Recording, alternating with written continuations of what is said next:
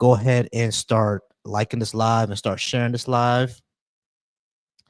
If you are joining me from over on YouTube, I appreciate you joining me over on YouTube. Let me just go ahead and do this right here. Cool. All right. If you are joining me over on YouTube, I appreciate you joining me on YouTube. If you are joining me on TikTok, I appreciate you joining me on TikTok as well. Go ahead and start liking the live and start sharing. Liking the live and start sharing. This is Tuesday Testimonials. Right now, we are doing the 13th, the lucky number 13th, the heathen 13 of atheist testimonials. All right. Tonight we're gonna have a very good friend of mine. I met her on the r/Ask Black Atheist subreddit. She is a intelligent human being as far as I can see, and we're gonna learn a lot more about her and how she became a minority within a minority. So everybody, help me welcome to the stage, Arlinda. Arlinda, how's it going? It's going well. How's it going for you? It's going pretty good. It's going pretty good. Pretty good. You know, I mean, work's been a little bit crazy, but and, you know, I work in insurance and I live in Florida, so it's yeah. Yeah. I work in insurance and I live in Florida, so yeah, you know how that go. I can Mm. imagine. But you Yeah, you just know don't how deny that go. everything. That's what I heard they do in Florida. Okay, let's get back to the topic. No, it's all good. Yeah, we try to not deny everything, but there's a lot of things we have to deny. You know what I mean? And the company I work for is something called non-standard, which means that if one of our insureds hit you, we're not going to pay for your rental. We're going to reimburse you, but we're not going to pay it up front. So we get a lot of people getting upset about that. You know, but like, it was your client who hit me. Why do I got to pay for my rental? Like, you're gonna pay for it, so you might as well just roll with it, buddy. Understood. Oh man, but all right, enough about work. All right, we're here for the fun stuff. We're here to learn how we became a minority within a minority. Arlinda, I really appreciate you. I first met you on r/Ask Black Atheists, and I'm so glad that exists at the moment. I'm so glad that we have Facebook that exists. You know what I mean? Because back in the days when it was just MySpace and YouTube, you couldn't really find a lot of those communities. You know what I mean? You had to email each other and everything like that. But now that we have these, we can do these type of interviews. We can do content over on YouTube. We can do all of that and explain to people how they became a minority within a minority. So that's really the first question that I always open up with. When it comes to you, tell a little people about yourself. Who are you? What do you do? And how exactly did you start to go into non-belief, or have you always not believed? Oh Uh, no, my name is Arlinda. Right now, I am a small business consultant. I've developed a couple of niches. One of them is in medical device, and the other is in return citizens. So businesses that deal with people who have been incarcerated and come out and they're trying to make a new way for themselves. So I've developed a couple of niches just because of my interest and my background in my job. Now, as far as when I became a non-believer, I want to point out, for one thing, I am agnostic, which basically means for those of your audience that don't know, it means we don't know what we don't know. So there might be a God, there might not be a God. We follow the evidence, and we don't know. Now, I grew up in a very Christian household. My mother is a missionary, and she is a very good Christian woman. I would say that even if I was hidden, if more Christians were like my mom, Christianity would do better, is what I'm going to say. Now, when I was growing up, I went to church all the time. We had services maybe four times a week, and it was a Church of God in Christ, which is a relatively strict Pentecostal church. And I took church very seriously. Now, I was always a very inquisitive child, so I would ask questions of my pastor. And one of the questions that I would ask is, why would a merciful God let billions of people die just because their mother taught them wrong? And I would ask that in the church.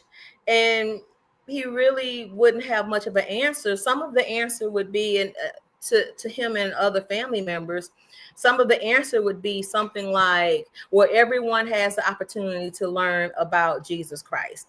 And so my follow-up at age 8 or 9 would be, okay, so why would they believe you over what their parents say? I will believe Right. my mom over their mom, so why would they wouldn't believe their moms over ours? And they would just kind of look at me. And so the church at the time really didn't have any answers for me. And so I started reading the Bible for myself. So when we would have these scriptures in the sermon, they would give me the scripture coming out, and I would read above the scripture and beyond the scripture, and to get Mm-hmm. the context of the story. I'm doing this at 10 and 11 years old. And I would say, that wasn't the context. That's not what they told me. So you know how we are in service and they kind of pick out things that sound good, but they're not really as relevant to the rest of the story. And so Right. I started reading more and more, and frankly over time I know the Bible better than a lot of Christians because I researched it.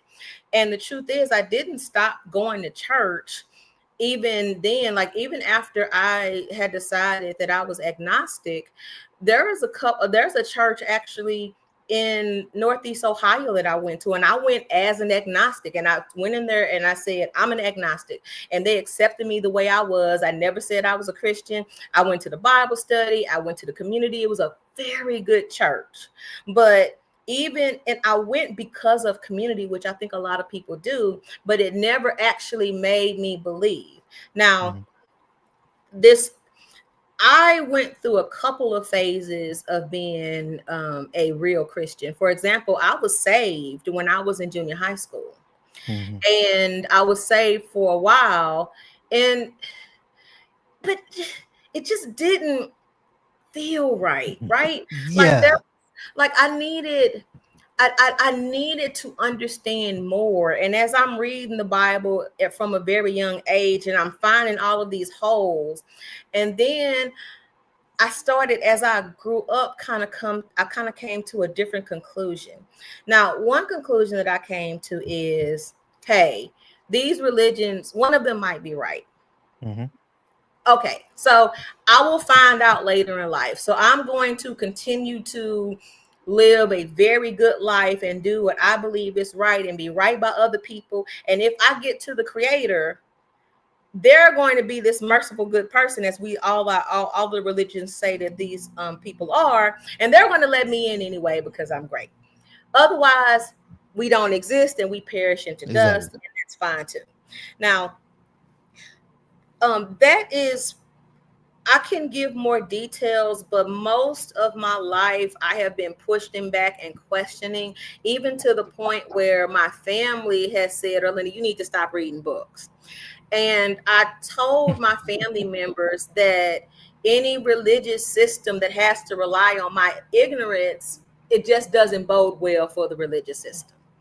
And so I, as a person who was a little bit more scientific minded, a little bit more evidence based, I was open to the idea of there being a God. I just wanted something evidence based. And also, as I did my own research on how the books were chosen to be in the Bible, for example, there was pretty much a group of men that decided which books were going to be in the Bible, and there was all of this bias around the choices. For example, there was a book, I think it was Paul and Thecla. I don't quote me, people in the audience, but there was a book that was written in biblical times, and the people who decided what would be in the Bible chose to exclude it because it presented women as more equals instead of subservient. And they said this book must be of the devil because Mm-hmm. it has women as equals. And so as I'm looking through how men have contributed to religious texts, their biases, all the different translations along the way, I came to the conclusion that even if there is a God, I cannot look to the religious texts that exist to figure out how to have a relationship with that being.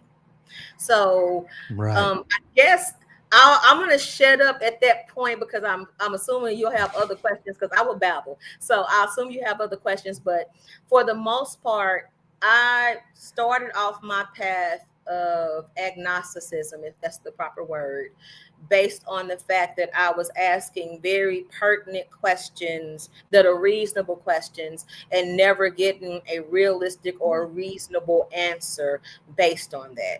Now, other people Mhm. might talk about hypocrisy in various religious organizations and those types of motivations. The truth is, although I thought some of the churches that I belonged to were a little bit stricter than I liked, they had a little bit a doctrine that I didn't like. I don't have the stories of, I guess, abuse or mistreatment or all of those. You know, the most of the, I mean, my pastor was a great man, but my church were good. My mother is a missionary and she is a true Christian. I have an actual good relationship with a lot of religious people that just doesn't contribute to my belief system. Are you frozen? Right. Gotcha. Yeah, you know something?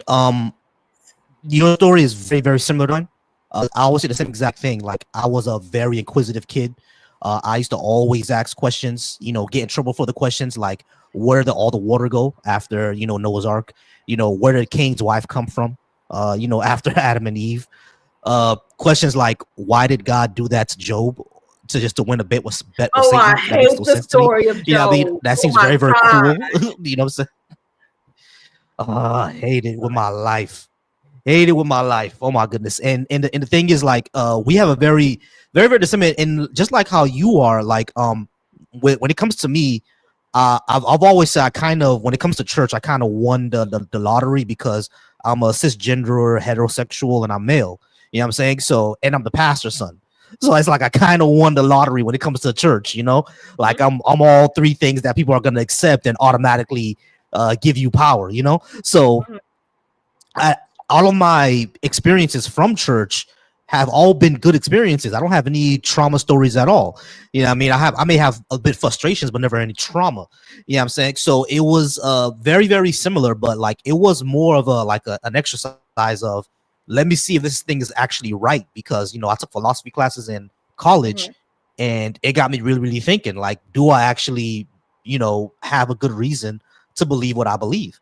Yeah, I mean, mhm, so it's a very interesting dynamic. Or I've seen a lot of people who come to either non-belief or agnosticism would say the same thing. It's like, I was always thoughtful as a kid. I mean, I was always asking these questions, and honestly, I would get a lot of people who are still believe, who always say, "Oh, I had these same questions, but I'll always just leave it up to God." That's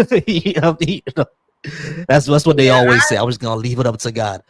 every time I asked a question that a religious authority couldn't answer, they just said that you either had to have faith or that you need to pray and God would send you the answer. And okay, that hasn't worked yet. I mean, I'm not necessarily a prayer person. I probably should have faith before I pray. Like there's a chicken and an egg situation in the reverse, and it just didn't work. Yeah, yeah, same. Like, it's the same thing for me. It's just these things just don't work. We actually do have a question, and I appreciate Okay. someone asking this question.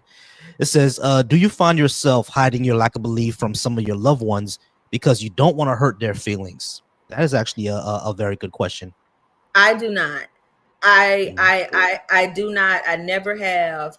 I when I was younger, let's talk about my relationship with my mother for a minute. When I mhm, was younger, I decided I was a teenager, and I decided I was going to have a relationship with my mom where I could tell her anything. mhm. Now, this means that at a young age, before I was doing anything with anybody, I was asking her about sex and all of these things, and it wasn't comfortable. But so I guess I exercised a muscle earlier in my life so that later on, I like when I say I have a auntie that she just recently passed, 104, long life, healthy life, loved her to death. Ooh. When we went up to her funeral, and that's a celebration. 104 is good, and she was healthy and Mhm, strong minded almost all of that time. Now, I went up to this mhm, to you know in her house with all of the rest of my family members. And I don't ever volunteer my perspective, but people kind of know my perspective, so they kind of ask me questions. And they asked me, it was like, well, how can you say there is no God when you see the heavens and the earth and all of these things? And look at the trees. I mean, whatever. And so I told them, and I gave them the spiel that I'll probably discuss a little bit more. I don't know how long this interview is. And I just tell them, like, I look for things that are evidence-based. I talk about some of the problems that I have in our community as far as dependence on the religion and how it helps us to not be as independent as we could be, and other things like that. So me, myself, I have really thick skin. And a lot of people, I mean, I have colleagues, I have friends, and they are good friends, and they love me, and I love them. And they try to convince me that one day I'm going to wake up and have the belief system that they have, whatever their religion is. And I say, well, okay. So it's just getting to the point where if anyone tries to, I guess, convert me, then I just kind of hold it back. And I know this is a little bit hard for my mom in particular, because she was a very good Christian woman. She still is. She loves us. She raised us well. And she might see it as a sign that she raised us not as well as Wrong. we think. Wrong, right? Because I grew up to be agnostic. And, I have sympathy for my mother, but to say that I believe something other than I believe would be lying to her and lying to me. And the people that I love, I shouldn't have to lie to. 100% agreed. 100% agreed. Like, I'm the same way. I do not volunteer that information, but if you ask me, you ask me. You know what I mean? If But you and ask, one of you're going to get the answer. Like, you're gonna get and the I am answer. asked a Exactly. lot. I am asked a lot. I am asked by certain business colleagues. Sometimes I'm like, we're working on a contract, and they're just like, Arlinda, are you a woman of faith? And I'm just like, No. no. No is a whole answer, right? That's a whole sentence, as I've heard. Yeah, exactly. You know, I mean, the same thing. Be like, oh, you went to church yesterday? No. I mean, At oh, times. you don't go to church? No. You don't believe? No. Like, how much more are you gonna ask? No, I'm not into that. And it's the same thing. I don't volunteer the information because, like, when it comes to my family, I always say this: we should have been a family of lawyers, because when I say that every single one of us will argue you down, every single one of us, it's not just my dad. Both my sisters are the same way. My mom is the same way. Mom was a little nicer with it. At some point, she'll just give up. But my mom's the same way. My uncles, everybody will argue you down. You know what I mean? So on both sides of the family too. So when it comes to that, the reason why I think they stopped asking me about it is because every single time it will become an argument. Yeah, I mean, so it's always, especially if I bring up slavery. Once I bring that up, all hell breaks loose. You know what I mean? Yeah. Once I bring that up, Yeah. all hell's break loose, and it is Slavery is a the little Bible's difficult. jam, isn't it? Mhm. Mm-hmm. Yeah, exactly. Um, Crazy had another question. He said, or they said, do you find yourself fluctuating between agnostic, atheist, and anti-theist? Specifically, have you ever found yourself feeling anger towards the Abrahamic God? I would say for me, when I came out of religion, I did go through the angry atheist phase. That was actually gonna be my next follow-up question for you. If you went through that angry phase, because I did go through that, because no one likes being lied to. So when I did come out the faith, I was like, I felt that I was lied to this entire time. Like, y'all was punking me this whole time. You know what I mean? Like, yo, I don't have to believe in this to be a good person. Like, yo, there really is no evidence that Jesus rose from the dead. Like, yo, Noah's Ark is bullshit. Like, this is all just crap stories. So I kind of went through that phase of being upset. How about you? I did not actually. Mm-hmm. Here's my thing. Here's my thing. I believe that lies have to be intentional. right? Mhm. And I believe that, now don't get me wrong, people can be wrong, but Mhm. I believe that the religious people who are in my life, they are telling me the truth from their perspective. They believe these things which I find inconsistent. Mhm. So when I don't get mad at the Abrahamic God. I get mad at the people who use a religion to put down other people, who follow the parts of the religions that they want to follow and disregard the parts of the religions that they don't want to follow. Um, I told my mother, one of the other things that I told my mother when I was having these discussions about agnostic. One of these days I'm gonna find out what that word is, being agnostic, Mhm. is I told her that it's hard for me to find, I guess, solidarity with a religion that was spread using so much violence, right? Mhm. And I mean, and it these religions, I mean, if we're talking about the African American perspective, these Mhm. religions were taught to us, whether they be right or wrong. I'm going to reiterate that I am agnostic, right? Whether they Mhm. be right or wrong, they were taught to us to help make us a little bit more docile. They pulled the Mhm. portions out of the Bible that said obey your masters, but not the portions out of the Bible that talked about how masters should treat their slaves, for example. And I don't Mhm. believe in slavery at all, but I actually did read the Bible, and there are Right. lots of parts of the Bible that we don't talk about. So here's my thing, to answer the question very directly.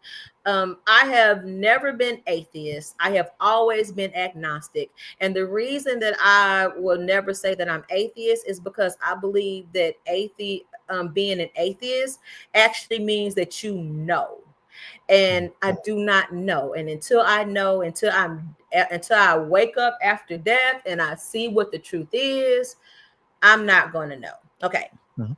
No, that actually is very astute, very true. That's how I actually came out of my whole angry phase, when I started to realize that these people are telling me, to just like how you said, the truth from their perspective. Mm-hmm. And it's not like they want to lie to me, is that they really do believe that this is what the truth is, and they're trying to genuinely, save me. You know what I mean?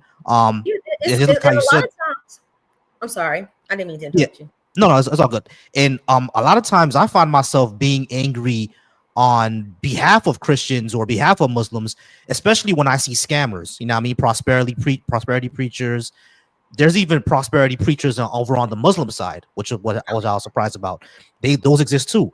And I get angry for Christians. I'm like, yo, you actually, these are, mothers, fathers, brothers, sisters, people who genuinely believe in this thing that is going to help them, and you're bilking them for it. You know what I mean? You're taking people's rent money, you're taking people's credit card money, you're taking people's grocery shopping money over over a theology that's not even in your book. Prosperity gospel is not in the Bible. It's not there. You know what I mean? So it's not even in the book, but these people actually believe it. You know what I mean? I find myself getting angry on behalf of Christians, because like, why y'all scamming these people? You see what I'm saying?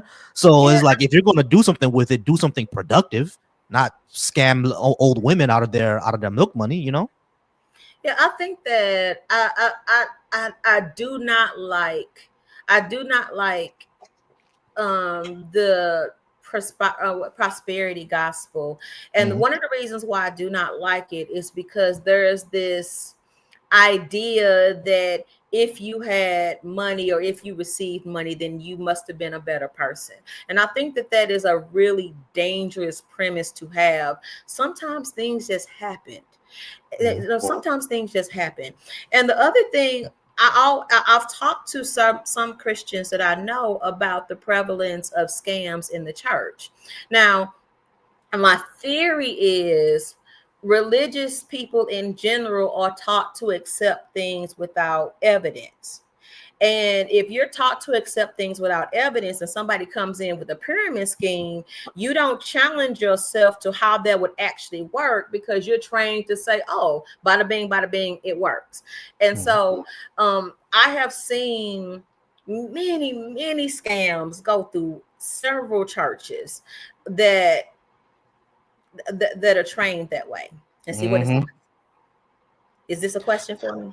Oh no, it's not a question. It's just one of the comments that I think is very Okay. important because it's going to lead into my next question for you when it comes to about being a black woman and being out here and being a non-believer.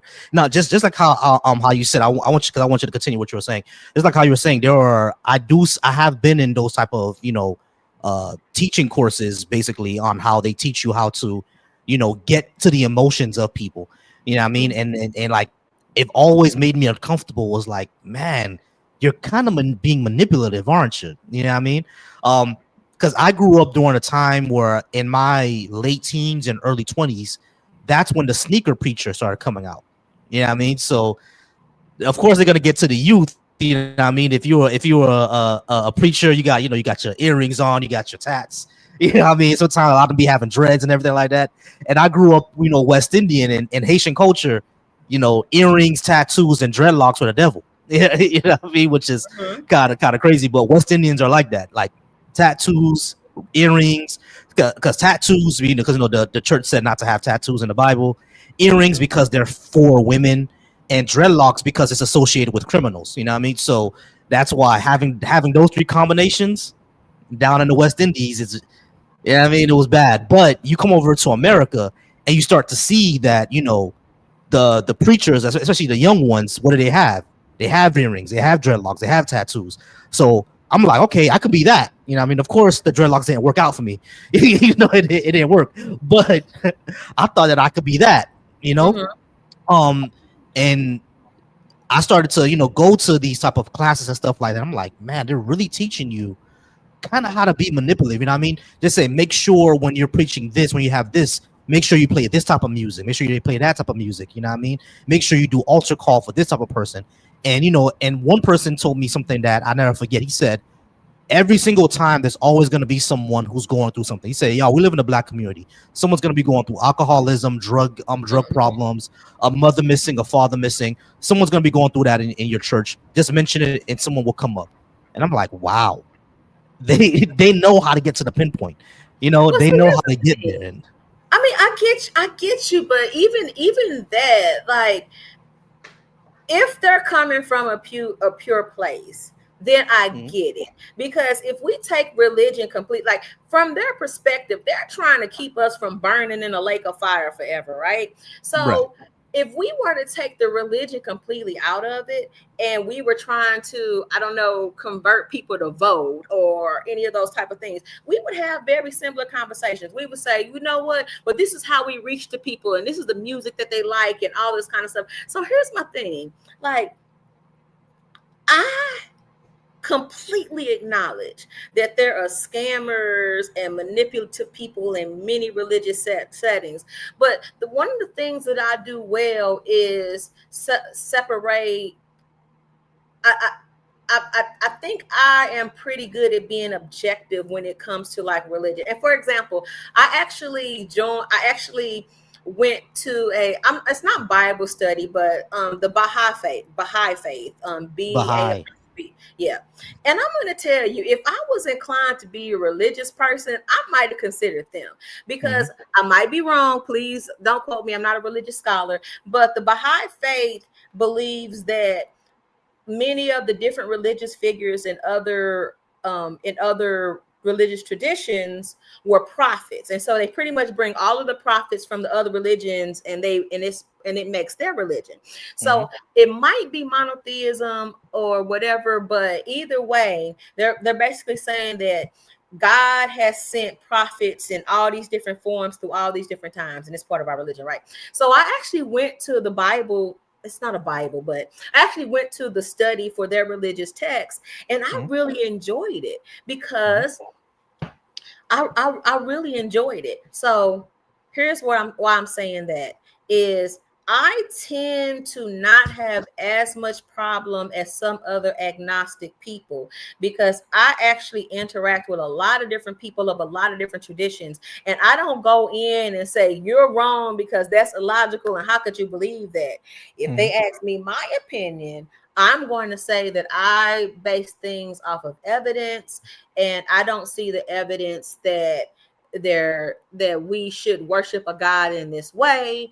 And I believe that these religious texts are tainted too much by man's interpretations, and we are like, those are the types of things that I say. So as the person who mentioned the comment, I think the implication was, how much do I struggle being agnostic as a Black woman? And frankly, I kind of don't like,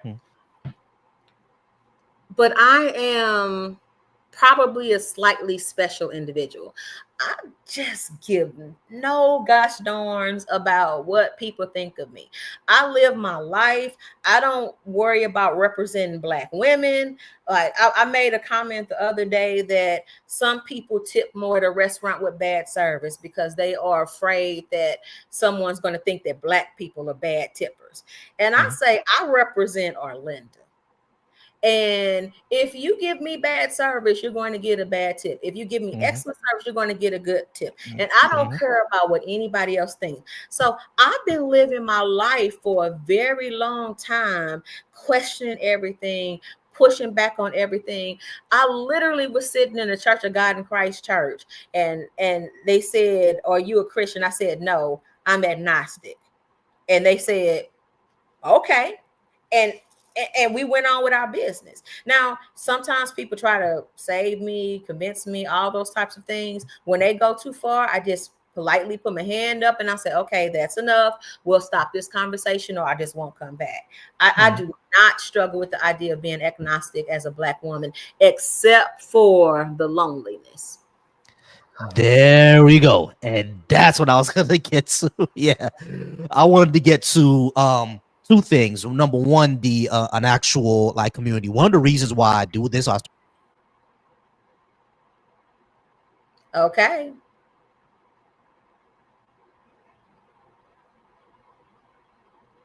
You're muted, Volsy Thoughts. all right. I can hear you now. Give me you can hear me now? Yes, I can hear you now. Yeah, we're good. All right, cool. We're back on it. Sorry about that, y'all. Yeah, so when it comes to the loneliness, one of the reasons why I started this entire series, and one of the reasons why I started adding more people to the our as Black atheists, and one of the reasons why I'm doing the Black Atheist Skeptics and Humanist Cookout going down next year in Florida, 2026 in June. Yeah, that's a shameful plug. I'm sorry, that's a shameful plug. All right, so what? I'm listening. One of the reasons why I started that is because of that, the community. Because one of the things when I first came out of the whole angry atheist phase, and I started to have more discussions with people, one thing I realized is that there's not a lot of us, right? Because especially in America, 80 to 90% of Black people in America are some sort of Christian or Muslim. It's such a trope that even on TV or even in your real life anywhere, if you're a Black person, they expect you to be some sort of Christian or Muslim. You know what I mean? So it's such a trope with us. You know what I'm saying? And it's the same thing in West Indian culture. You know what I mean? My wife's Jamaican. Yeah, I mean, same thing with her. I'm Haitian. It's the same thing with us. Yeah, I mean, you're expected to be some sort of Christian. So one of the reasons why I started this is to have that community. And I think that's what people mean when it says, when it comes to being Black and being agnostic or being an atheist, it gets tough because we're not really around a lot of like-minded people, because most Black people that we're going to be around will believe in something else. You know what I mean? So finding a community. First, we're going to talk about that, finding a community. Then we're going to talk about the romance part, because the romance part I really want to get to. But let's talk about finding the community. When you first became out, I don't want you to age yourself or anything like that, but when you first started to not believe anymore, I think with me, I had the age of the internet, so it's like even with the internet, it was kind of hard to find, but we was able to find it. There are people who became agnostic or atheist like in the 90s. Social media didn't exist. You know what I mean? So how was it back then that you came out, or not came out, or started to become agnostic and start search for community, or how hard was it to find that community? I think it was like moderately difficult to find the community. Now, the thing is, because I grew up in the Christian church, when I was looking for community, I would go through the Christian ways. I was in the gospel church. I mean, the gospel choir in college. I like joined several different groups because here's the thing: what I actually wanted from community was a community of Black people, right? Mm-hmm. And it was difficult for me to find a community of Black people. And so I knew one place where there would be a community of Black people, and that was Black churches, right? Churches. So, Mm-hmm. so, so that's why I still went to these communities even as an agnostic. But when it comes to finding an agnostic community, frankly, the server that we're on and certain other groups is kind of the closest that I've gotten to an agnostic or atheist community that I can actually talk to. Because I mean, if we're going to be real in the room, sometimes I also don't find communities in the atheist groups, right? Because like I said, I'm agnostic, which means I don't know what the truth is, and one day after I die, maybe I'll find out, or poof, I won't, right? But sometimes even in the atheist groups, we are so caught up in they're wrong, they're stupid, they're this, they're that, and that's also off-putting, right? Mm-hmm. So for me, finding that unique place that I fit, where someone like me, who is open-minded to have conversations with other people with religions, with not automatically snapping them down, not being in a way an evangelist myself for atheists, that was difficult, and it still is difficult.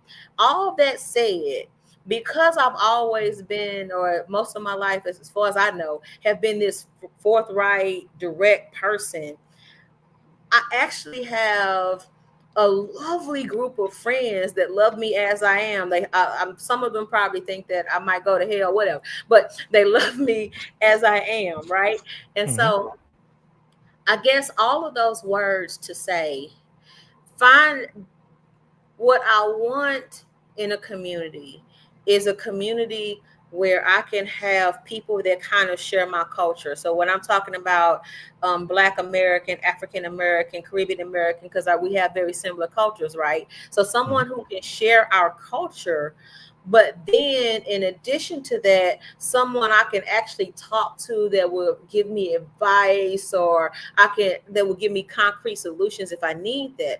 Because my religious people that I associate with, often if I have a concern or a problem, they give me nothing. They give me pray on it.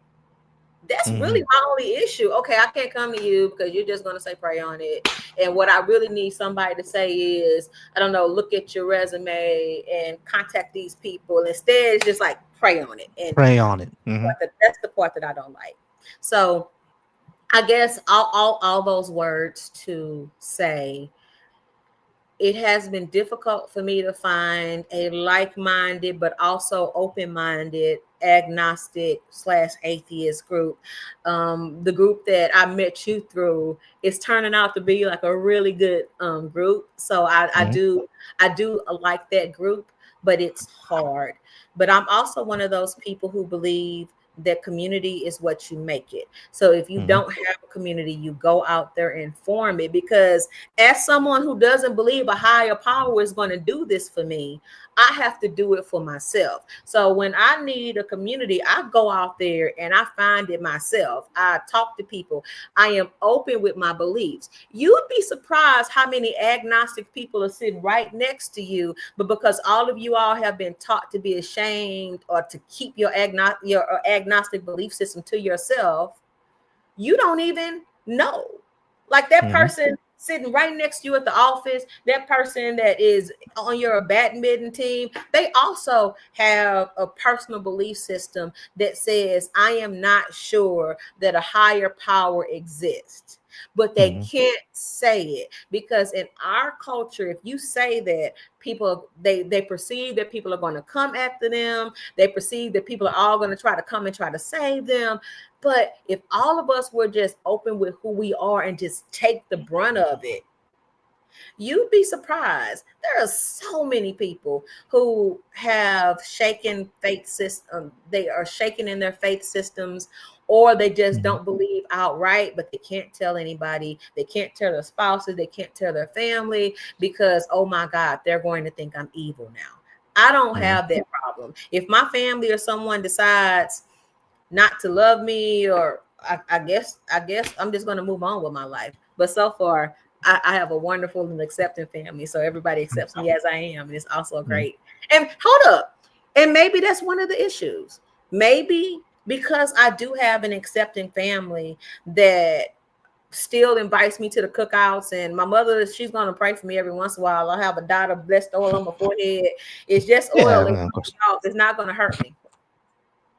Yeah, I completely agree, right? Because my family's the same way, like very loving family.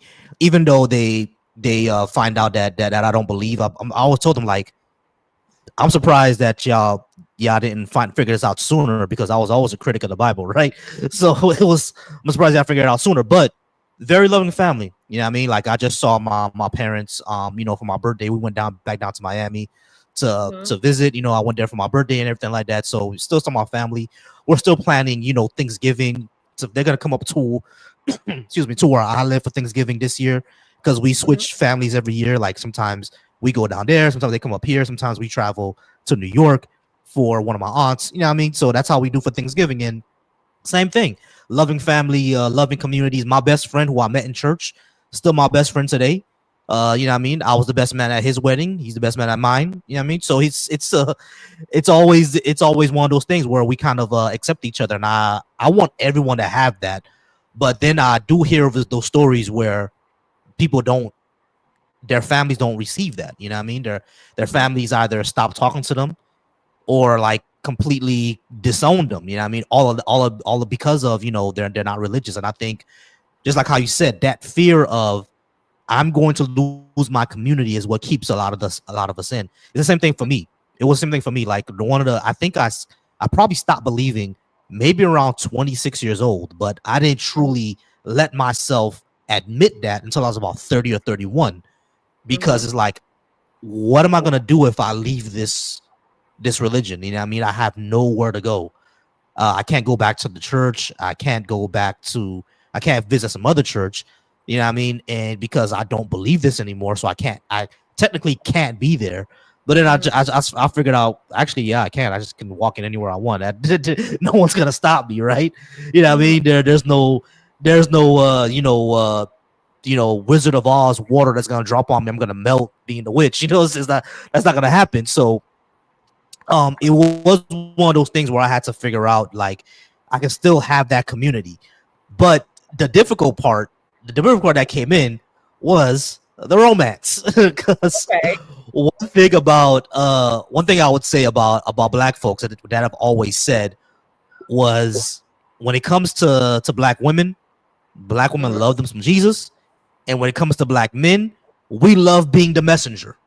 You know what I mean? Like black men, we love being the messenger of Jesus, and black women love them some Jesus. You know what I'm saying? So out there in the dating scene, it was extremely difficult because I'll always meet women that would say, "Oh, well, you don't believe in this. Well, we can't be anything serious, but come over every Saturday." You know what I mean? It got to a point where I was like, "Y'all, I don't want just that." You know what I mean? I want that actual love. I want to be part of someone's life. I want to have, you know, a wife and children and family. I want that one day for myself. You feel me? And I know for a lot of the atheist men that I've met, they've all said the same thing, especially in the black dating scene. They've all said, yeah, it was like that. A lot of the women were like, just come over every Saturday, but we can't take nothing serious. Mm-hmm. I've heard from when it comes to black atheist women, it's kind of similar, even though the relationship would start, but then he'll throw in, let's go to church and try to convert you type of stuff. Has it been the same for you? I'm pretty sure you're probably married already and everything like that, but Yeah, has I'm married. I've been married Mhm. for a minute, and I also didn't have any problems. I met my partner online, and it was very clear that I was not a theist. He was not a theist, Mhm. and it's just the way it went. Like, and when I was going through the profiles, I literally was. They would say, I put God first in my life. I'm like, all right. reject, and that's all it was. Like like I didn't have any issues. Like, and so I guess I push. I know that it's hard when we see all of these people and we're like, they're not an option for us. But we only need one, right? Or I guess more if you're in other relationship structures, right? But you only need a number of people that you need. Why does it matter that 10, 20, 30 people that you met are not compatible with you? You just talk to the people that you're compatible with. And if you're actually upfront with it, and you actually stay to your goals, and you don't have to worry about it. Like those women that are coming to you saying we'll never be serious, but let's, not you, in the past, we'll never be serious, but let's do this on Saturday. Like, if you're wasting your time with them, then that's on you all, right? You have a goal, you put yourself up front.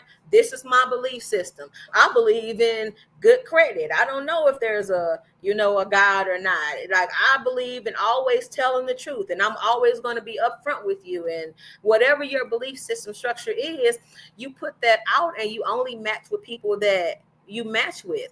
Like, there are different, I mean, for example, there's I have seen, like, there'll be in the past, and somebody might say something like, you're pretty for a black girl, or some random crap, right?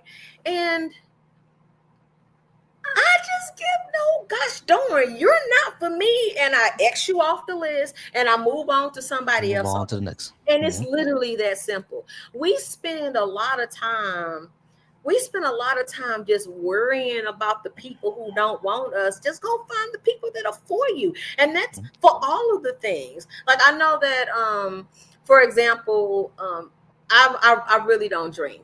I might have, I don't have anything morally against it, but I don't like losing control of my faculties. And I'm a lightweight since I don't drink, so therefore I don't drink. But I might have 2 or 3 alcoholic beverages in a year. And I've heard people say, well, there's nothing to do anymore because I don't drink, and everybody wants to go to the bar. And I'm like, those not your people. Yeah, you got to find your tribe. Those not your people. You find your tribe, and it might be fewer, and you might just need to be selective, but you just do it. I heard that I got lucky. I'm looking at this comment. Here's the thing. I might have gotten lucky, but I also didn't meet this person until I was 35, right? So is that luck, or is that waiting to find the person who's aligned with what I'm aligned with and seeing that compatibility, right?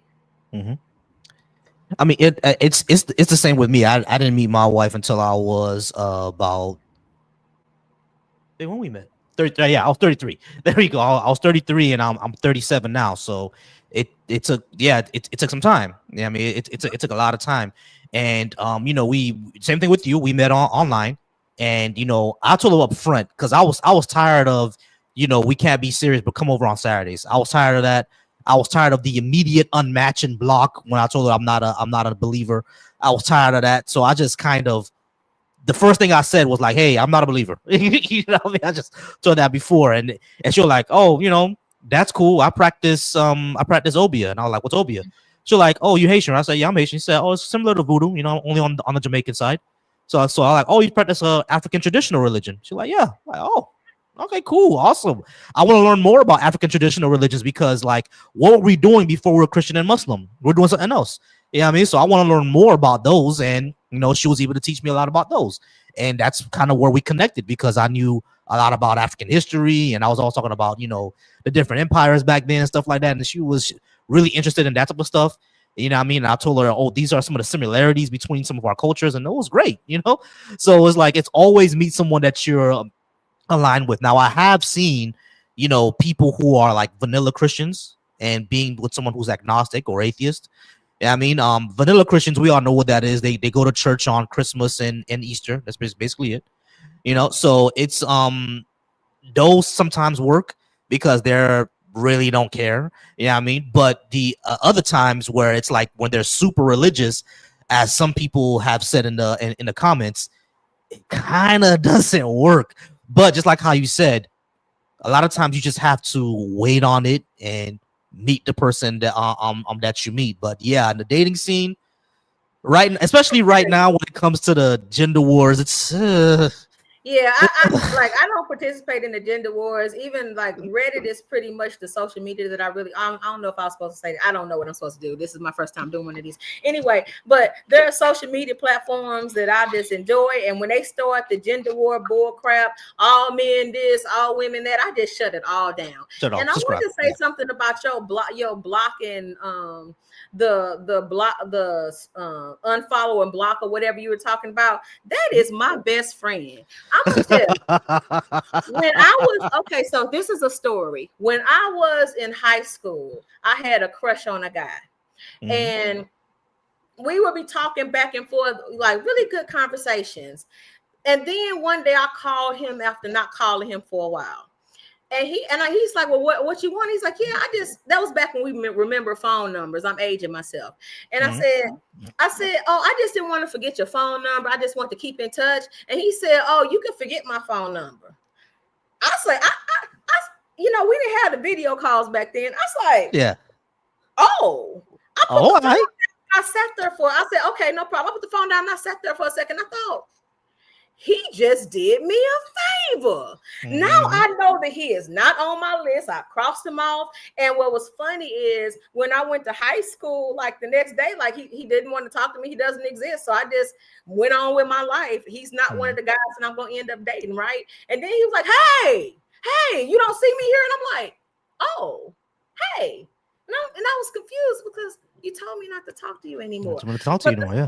Is the reason why I'm even telling that story. I'm telling a lot of my business. It works. The reason why I'm even telling that story is because who cares? They do you a favor. Instead of wasting time to become there every Saturday or whatever you were talking about, they move on. You move on. Life is that way. I think that it is difficult to find like-minded people. We are raised in a system that has a faith system. It was put into our culture. It was about the only thing that was acceptable by our various masters over our not genetic, that's the wrong word, over our history, right? So it makes sense that there are a lot of us and it is hard to find us, but we need to hold out and we also need to be open with who we are. The problem really is that we are looking at quantity, but not worrying about the quality. That will actually match us. Like I promise you that if I walked around, I don't know, let's say half naked, something like that, I'll probably get a lot of people coming to me, right? I'll probably get a lot of people coming to me over that conservative person who is, whatever. But what about the quality of who's going to come to me? I know that that's an old argument, but it was the only thing that I could think of in this moment. I give no gosh darn who doesn't want me. I only need the people who are compatible with me, and I need to go where they go, and I need to make a community to find them if I don't have one.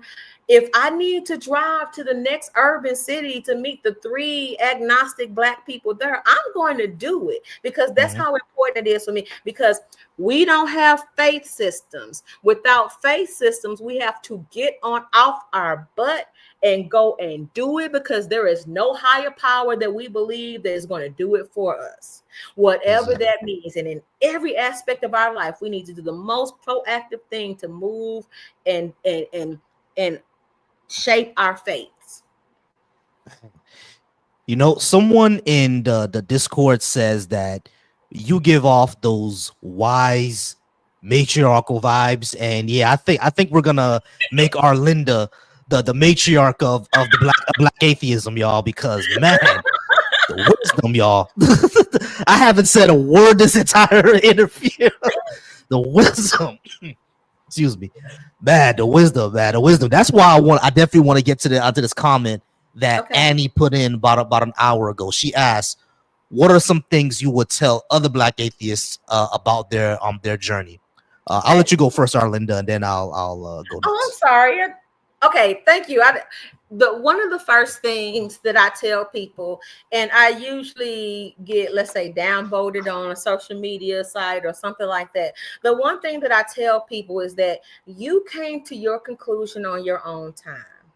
Mm-hmm. You have to let other people come to their conclusion on their own time, or you will never relate to each other. So if you woke up and decided that you were atheist or agnostic at the age of 26, and then suddenly you're turning around looking at everybody else like, how can you believe that something doesn't exist?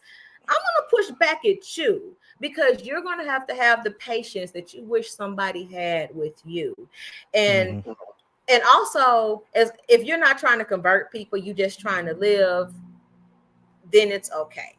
So I would tell other Black atheists, there are others like you. You will not find them if you are hiding that truth about yourself. Because if everybody believes that you are a Christian, they're going to treat you like a Christian or a Muslim or a Jew or whatever your religion is.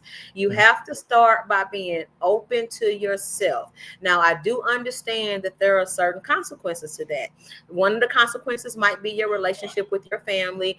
You might have a job that believes that you shouldn't be there if you're not a Christian, and atheism and agnostic belief systems are not protected under the law in general, right? Mm-hmm. So there are consequences, but we will continue to be lonely if we are afraid to tell people who we are. And so my advice to you is, let people come to their conclusion as they come to their conclusion. Try not to be the one that is insisting everybody's stupid because they have a belief system. I mean, if we think about it, it's kind of a good gamble, right? Like, the gamble is, I believe in this thing and I get to a heaven, or I don't believe in this thing and I either go to hell or non-existent. Like, if I'm Mm-hmm. a bad person, I might as well be religious, because Mm-hmm. I won't know it to the end anyway. Anyway, I'm back. So Gotcha. that was a little bit of a digression. Be yourself, get out there. Um, don't try to convert people just like you don't want people to convert you. Just be happy. I'm going to tell you, the biggest flex for an agnostic or atheist person is to be Be happy with happy. your lack of faith. If you are Mm-hmm. happy in your lack of faith, that is more of a testimony to everybody else than it would be to say, hey, how can you not believe that? Or what faith? Or what, you think a funny man, and all of that is going to take people away from you. Exist, be happy, live Mm-hmm. your life. That's going to convert more people than you ever thought. Mm-hmm. Exactly. It does. I appreciate that, Arlinda. There are three things I would say. Number one, it does get better. It does get better, because I know for a lot of people who are religious and they leave their religion, there are a lot of more like me. We leave very, very confused, disoriented, a lot of times very, very bitter and angry. Mm-hmm. Things get better. Things do get better. Even though I know in the beginning it's isolating. It's very, very isolating. The second thing I was gonna say is that we are out there. Yeah, I mean, believe us, we are out there. Okay. There is a community. Mm-hmm. Yeah, I mean, there is a community of us out there that will um be there for you, that will get you through it. And we do know that there are some times where um your first loss after deconverting is gonna be your hardest one, because you've always believed all your life that you're going to see that person again. Now you're on the side of, you may not never see that person again, or you're never seeing that person again because there's no afterlife. That's going to be difficult. It's going to be very hard to get through that, because I lost my uncle about 3-4 years ago, about excuse me, about a year after I deconverted. I lost one of my uncles, so that was very difficult to deal with. You know what I mean? But so those are two things. We're around, and it was the community that actually helped me through it. Being part of the community, it helped me get through it, grief beyond belief.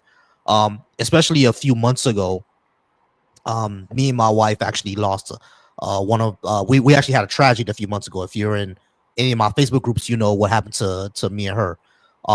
But that was especially hard to deal with. Like parents never want to deal with something like that, you know. So that was especially hard to deal with. You see what I'm saying? But grief beyond belief helped me out a lot with it. You know what I mean? The when you have that community, that's why I'm gonna say that number 2 is the most important one. We're all here. Yeah, I mean, we're all here and we're gonna be here for you through everything. You know what I mean? If you lose friends, we can be your friends. If you lose loved ones, we'll be your loved ones. You know what I mean? We can help you through it. So those are the 2 main things that I would say. It gets better. We're all of us are here. There's a group of us. And the third thing I would say is the Black Atheist Skeptics and Humanist Cookout is going down in Florida in 2026. So y'all better make it out. Y'all better make it out. All right. If you can, of course, if you can. If you can't, we'll do something for 2028. All right. Oh man, Arlinda, this is a wonderful interview. I do really appreciate you being here. We got a few more questions. All right. We do have a few more questions. I have another one. As much time as you got. Gotcha. I got another one from Crazy where they ask, do you have hope for the future of the Black community as far as growth and continual success, partially due to the increasing number of people leaving the church? That's an interesting one. I like that one a lot. Okay. I like that one a lot. Okay, we're gonna get to that last question as well. And I have a question over on my TikTok. We'll get to brown skin question. Brown skin girl, I got you on my TikTok. We'll get your question in a second. But for this one, yeah, Arlinda, what do you think? I do have a hope for the future, and I do like the idea that we are starting to feel more free leaving the church. My hope is that we don't supplant a religious system for another judgmental system. We can sometimes it's not religious based, but we can sometimes be just as judgmental as certain religious people in a way. And I think about as what I want for us is a community where people can just be themselves, whatever that form is. The thought that I had was, for example, homophobia, right? Now, there is a religious tradition that is against homosexual people, etc., right? But there is also something that a lot of us in the Black community tend to be more okay with than we should. So if we're having this Black cookout in the parking lot after we have left the church, if we make sure that in this we are allowing people to be themselves in whatever form that is, then that's the future that I will have hope for. So if we can allow a man to have pink fingernail polish, if we can allow a person to, I don't know, listen to Bach and do things that aren't stereotypically Black.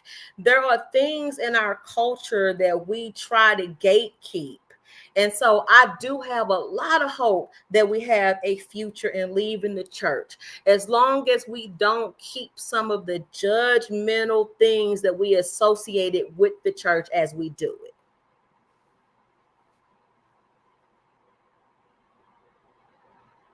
Oh. Gotcha.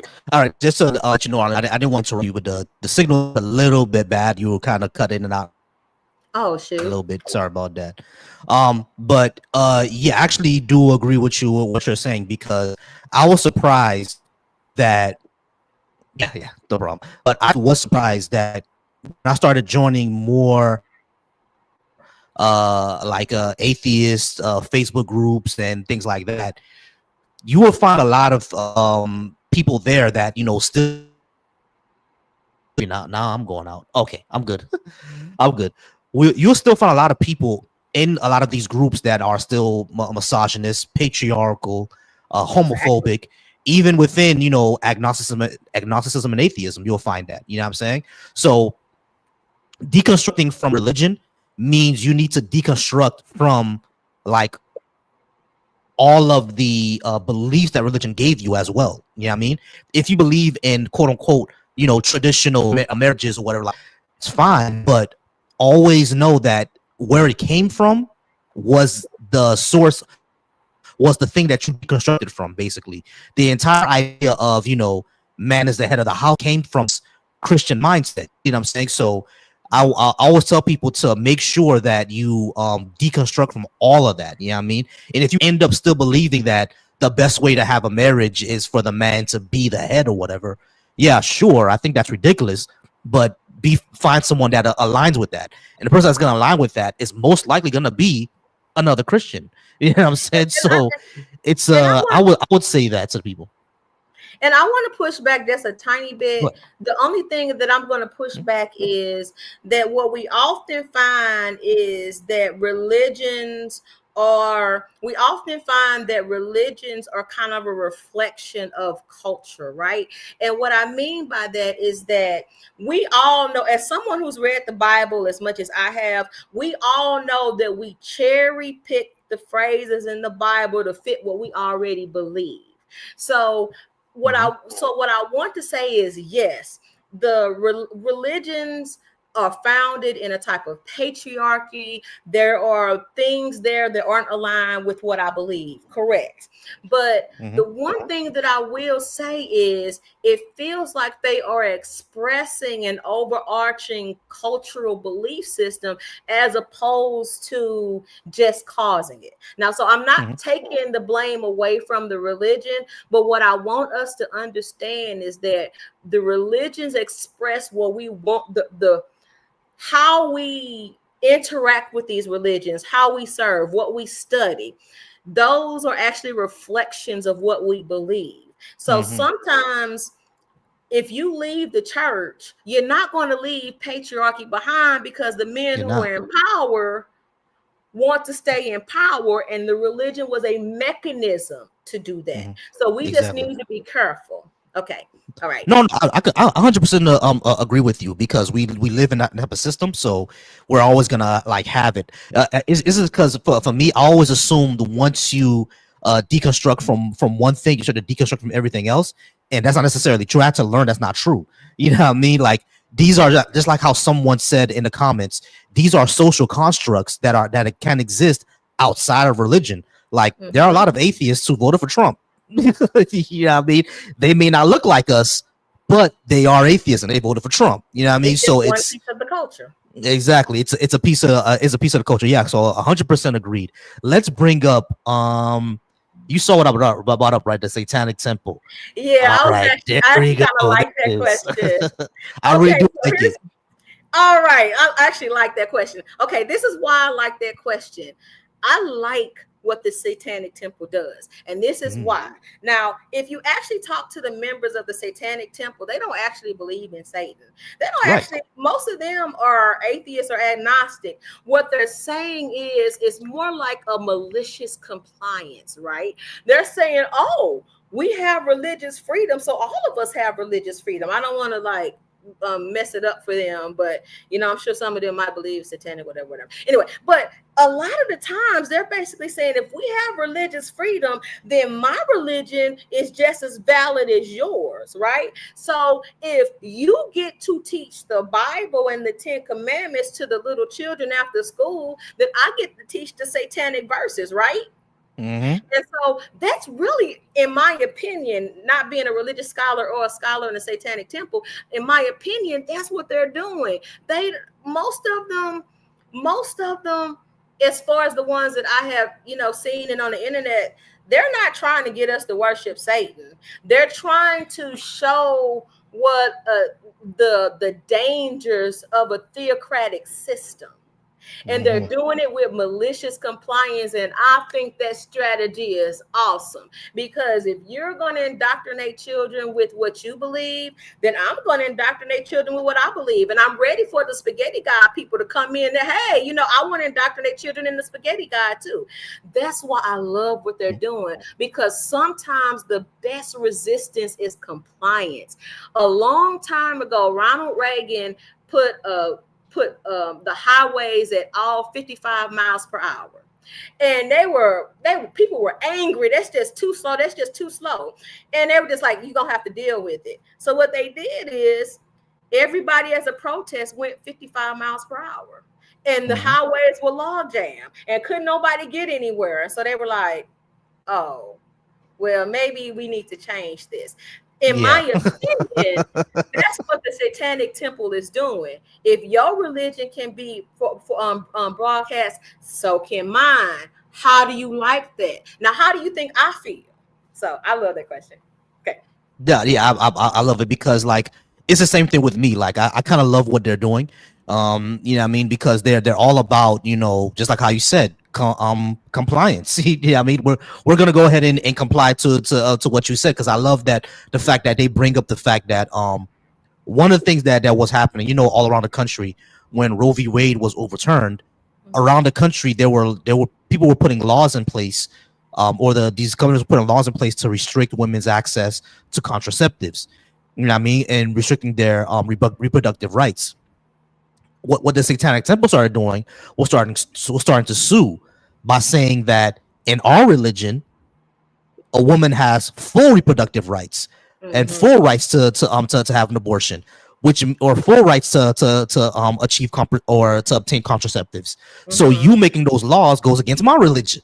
Right. You know what I mean? So, which is, I think, is one of the best things I've seen. As a matter of fact, I think one of the main reasons we even got gay marriage was because the Satanic Temple was saying laws against it was against my religion. You know what I mean? So Mm-hmm. it started to bring all these things up, which is what I really really love. And one thing I wanted to share Mm-hmm. was this screen, the tenets of Satanism, where they have all these tenets. You know, one should strive to act with compassion and empathy towards all creatures in accordance with reason.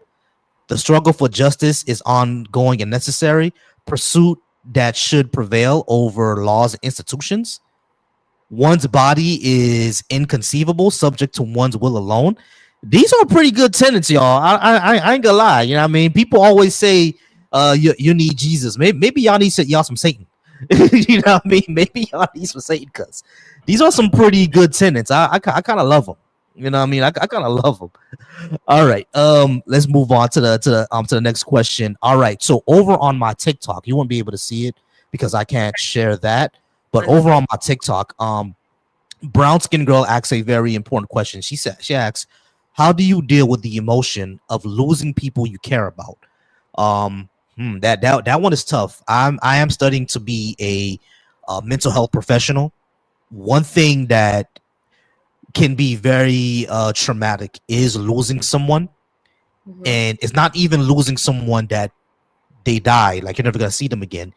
Even friendship breakups can be kind of traumatic. You know what I mean? Even friendship breakups can be one of those things that really, really hurt. You know what I mean? Especially when you've built a relationship with that person over decades.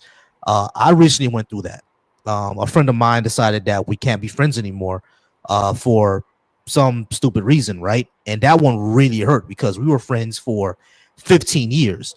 You know what I mean? But the way to get through that is, one of the cliches is time does heal wounds, Mm-hmm. which is true. You know what I mean, you got to give yourself time, and you have to, what I always say is also reassess. You know what I Mm-hmm. mean? Go through your entire friendship and ask yourself, was that a real friendship? Or go to the relationship that you went through and ask yourself, was that a relationship that you should have been in the first place? You see what I'm Mm-hmm. saying? Like reassess everything. Go through it. Don't take yourself through the trauma again, but think about if this relationship was conducive to your life. Did it add anything or did it take away anything? You know what I mean? Or was there a relationship that existed for no reason? Because one thing I've always say is that you shouldn't be friends or being in a relationship or romantic relationship with someone for absolutely no reason. There should be a reason why you're with them, right? You're friends with this person because they make you laugh, because you have certain interests in case Mm-hmm. in the certain interests. You have same sort of intellectual pursuits, etc., etc. If you don't have that with that person, there was no reason for y'all to be friends. You know what I'm saying? So those are some of the things I would say to go back, reassess, think about it. What were you doing in? Give it time. because time heals wounds. What would you say, Arlinda? What I would say is, if the basis of my friendship with someone is a lie, then I don't have a true friendship. Mm-hmm. I have very religious friends, and we don't, we respect each other's boundaries. We're not trying to convert each other, and it works. If in order to be someone's friend, I need to hide what I believe or lie to them, then that's not a long-term relationship that is sustainable, right? Mm-hmm. And how I would deal with that is, I would grieve, I would weep, I would cry. If I felt like someone was my friend, but because my closely held belief system, which is a non-belief system, right? I'm just saying, I don't know. That's what I'm saying. And if my I don't know is enough for that person not to be my friend, or then it just wasn't meant to be. Like I Mm-hmm. said, we need to find our community, and my heart will be broken. I am human.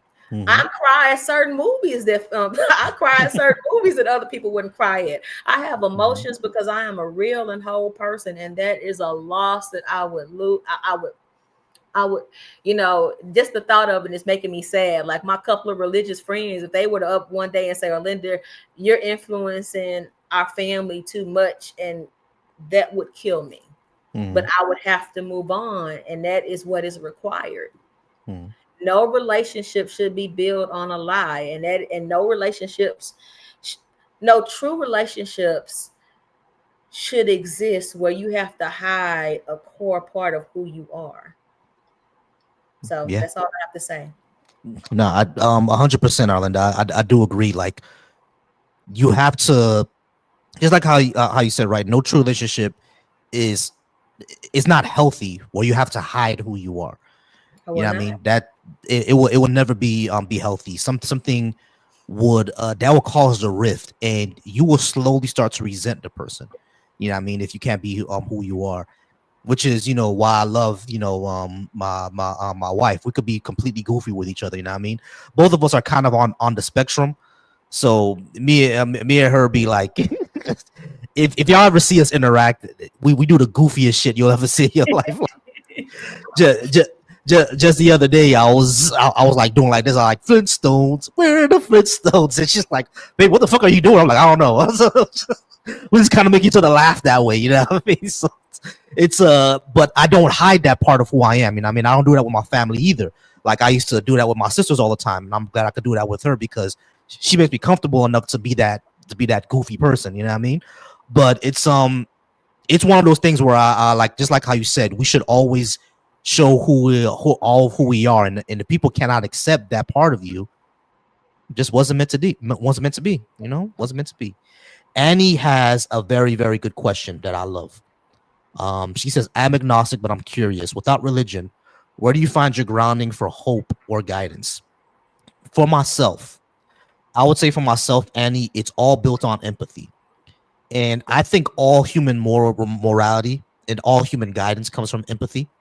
Um, Essentially, I empathize with the third world, especially because my parents are from the third world, right?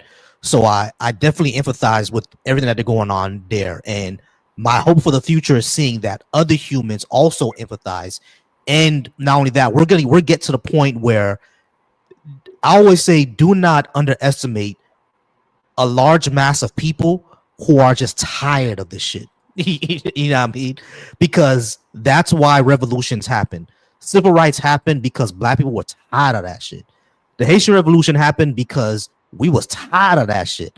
Amistad happened because they was tired of that shit. You know what I'm saying? So never underestimate a large group of people who are just tired of it. You know what I mean?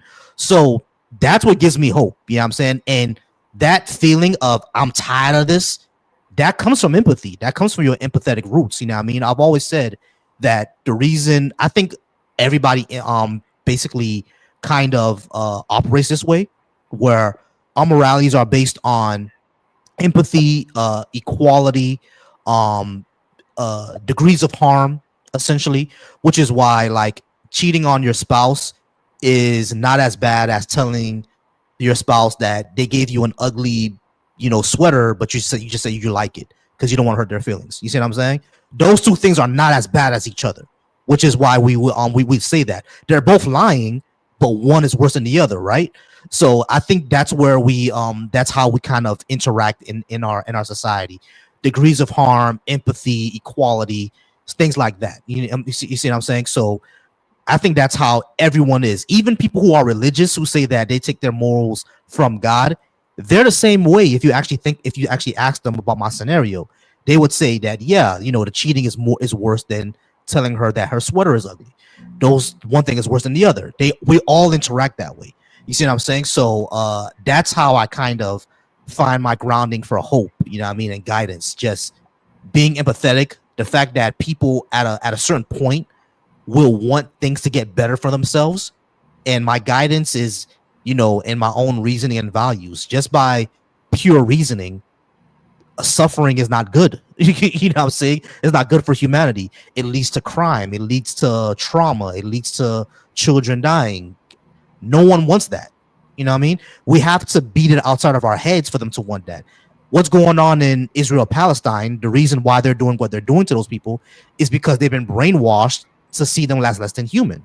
You see what I'm saying? But once you are out of that, once you see human beings for all human beings, and once I think our society moves on to seeing each other as part of the human race, then everything else will just fall by the wayside.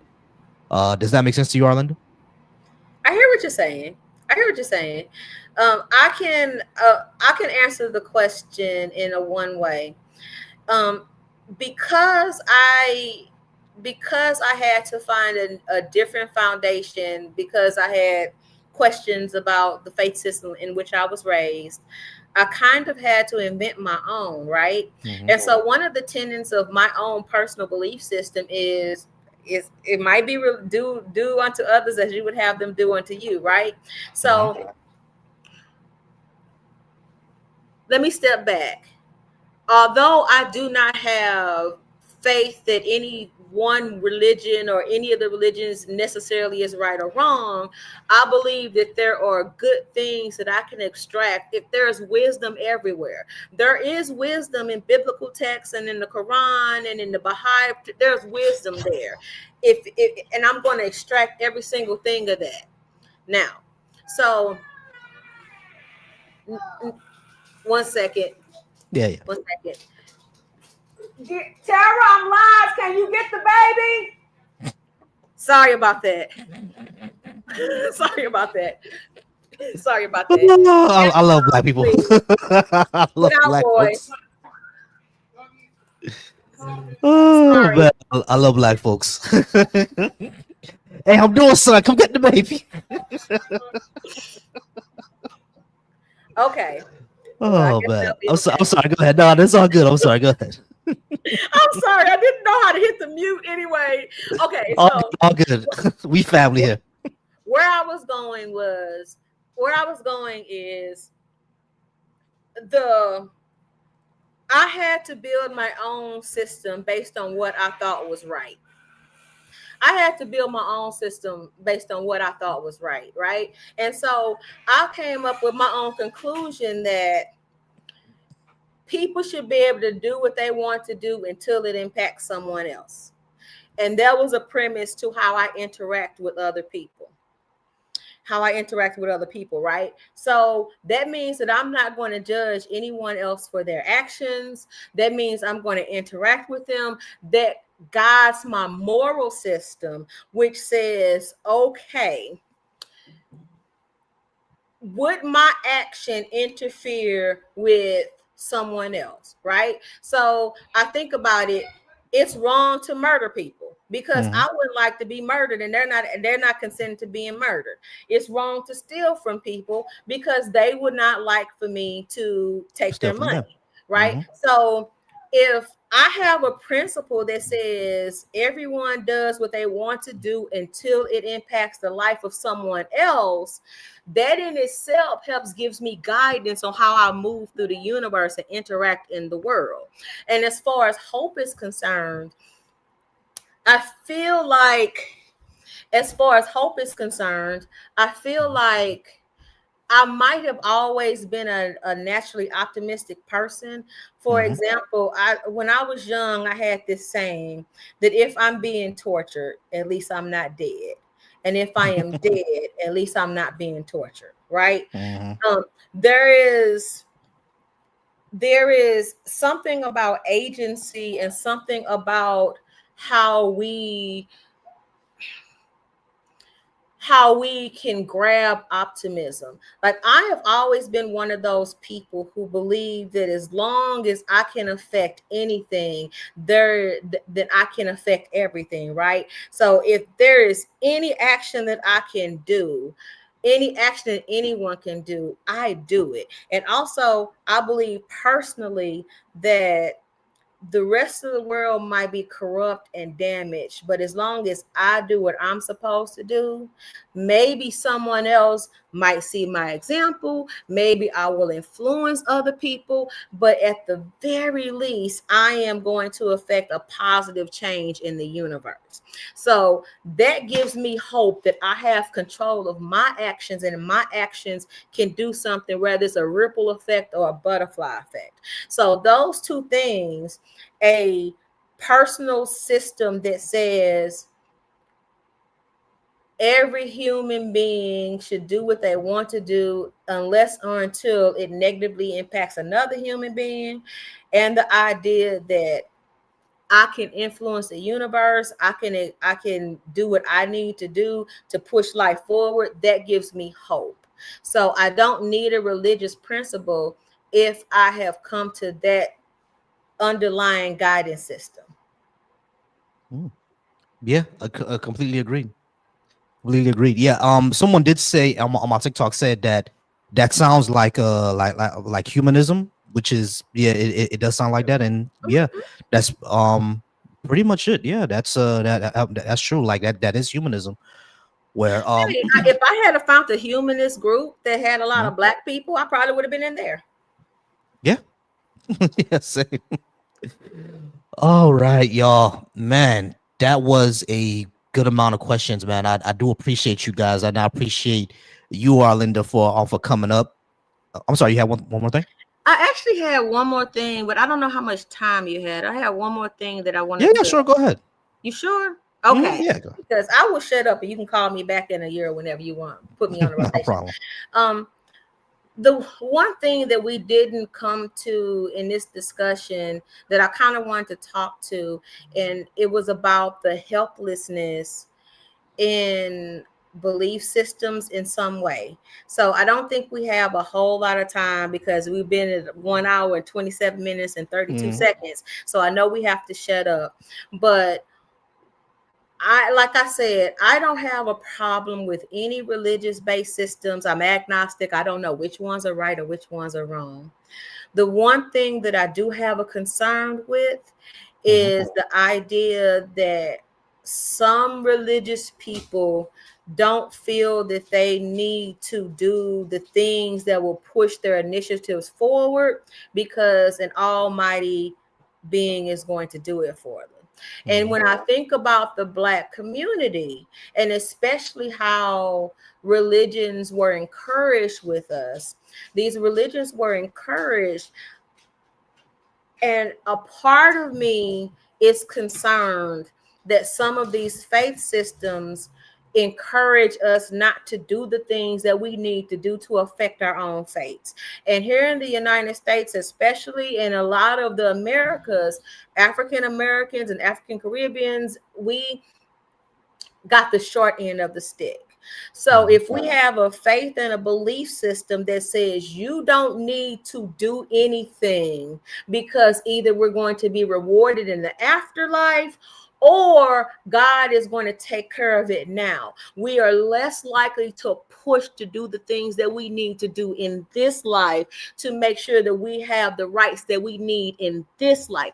And that is one of the issues that I have. So have a faith system, have a belief system. You will never hear a thing about me. But if you have anything that discourages you from doing the things that you need in this life to affect this world, then that's the one place that I push back against religion.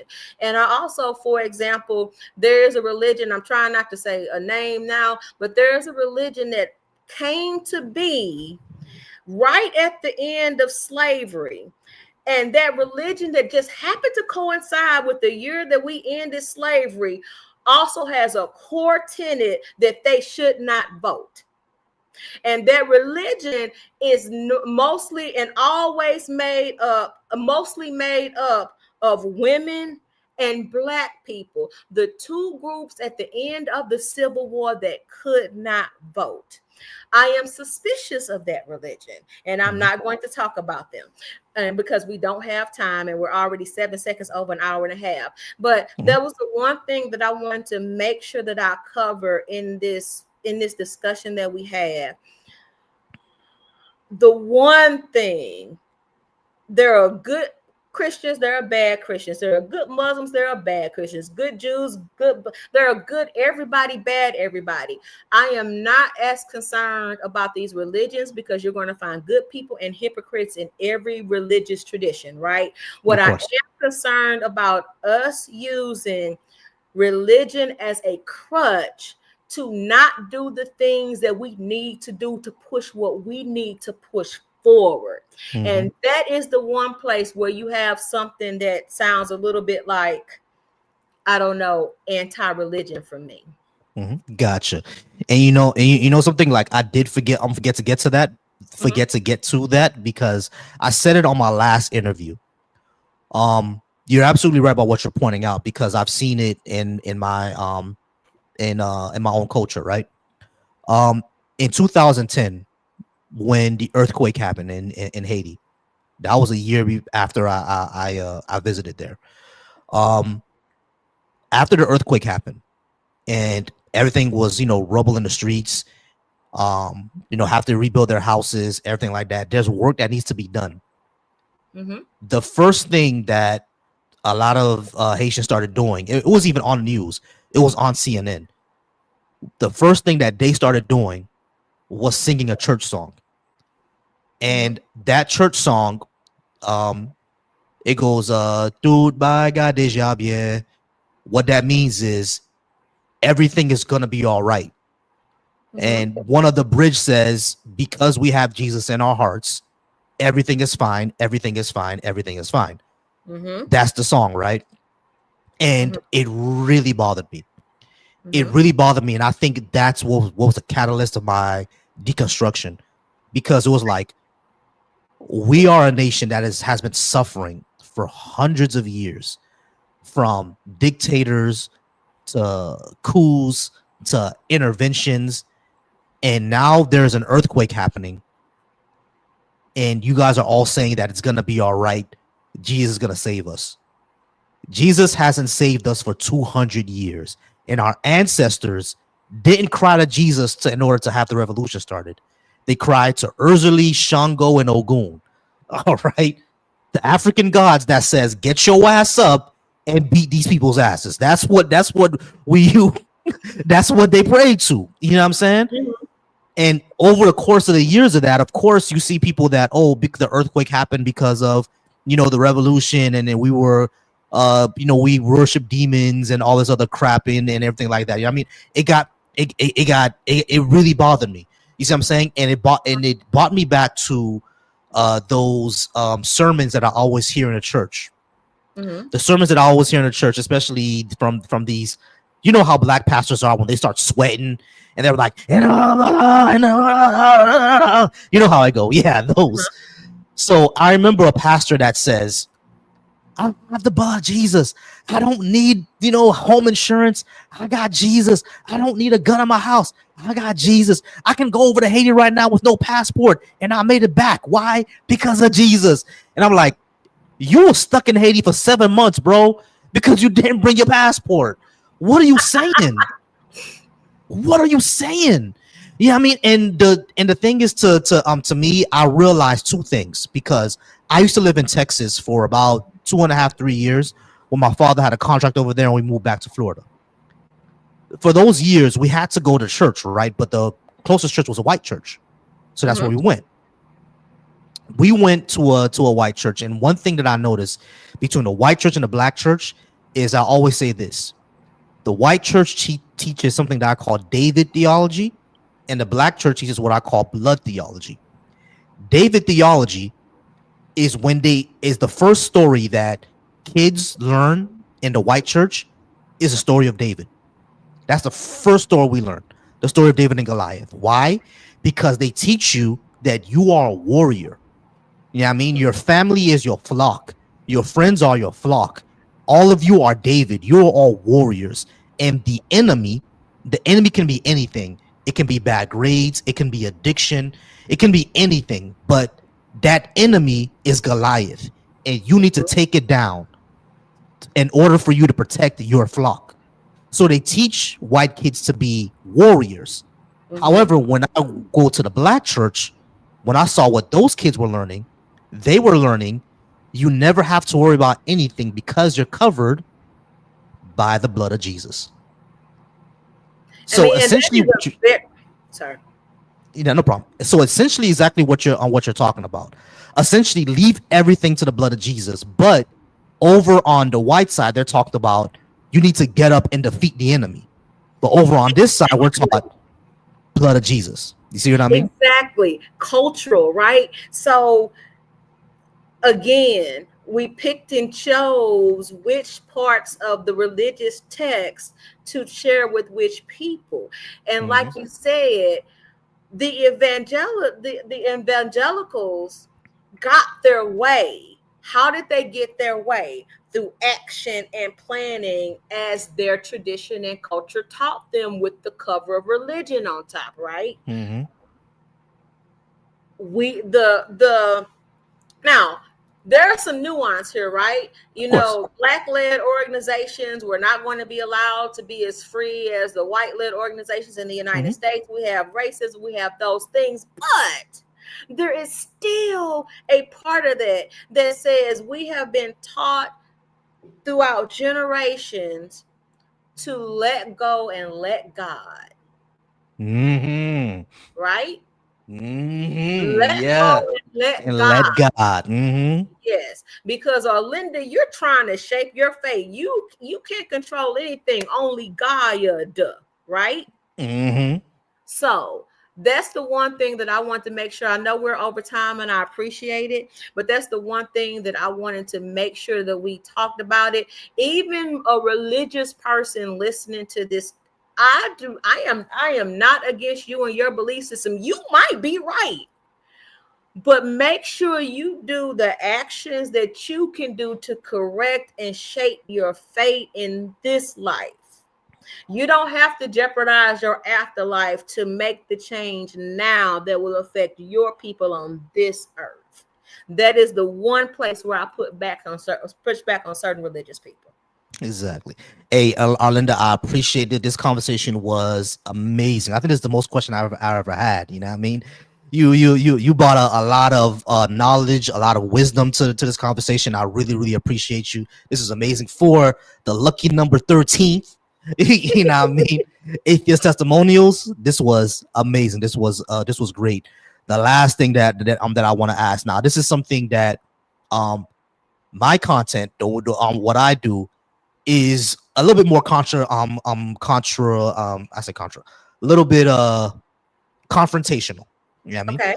So I've always asked this because whenever I speak to our people, whenever I speak to atheists about creating an atheist community, at least a Black atheist community, right?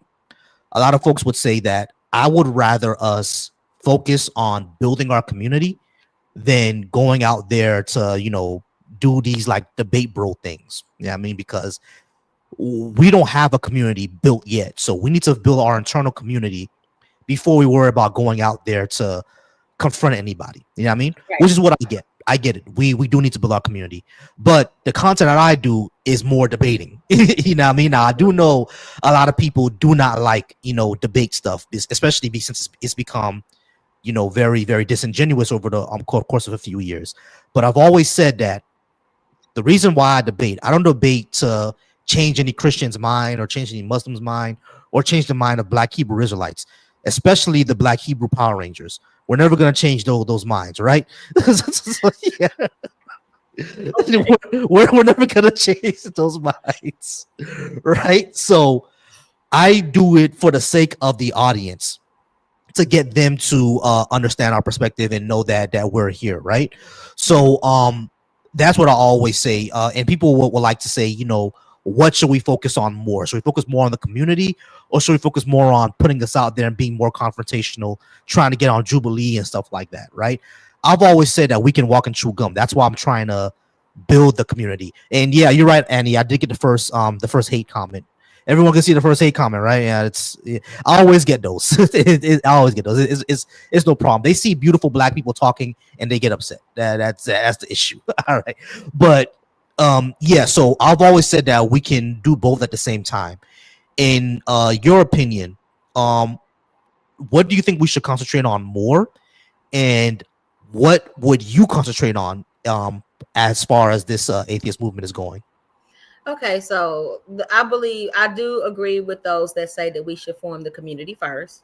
I do believe that, and frankly, I really don't care about the debates. I just don't. Like, if you're going to ask me my opinion, I'm going to share my opinion. But like I said, I have a relatively positive interaction with the church. I didn't believe, but I didn't have any of those issues. I really do believe that just as, okay, let me say flat earthers, right? I'm gonna mention flat earthers. Flat earthers will debate a scientist. And the flat earther will never debate the scientist, and will never convince the scientist, and the scientist will never convince the flat earther. I would not give the flat earther a single thought. They can go and live their life believing that the earth is flat, and I don't know what else they believe. I will completely ignore them. I just do not care. Like, I'm not saying you should do anything other than what you're doing, but I personally debate by just having conversations with the Christians that are in my world.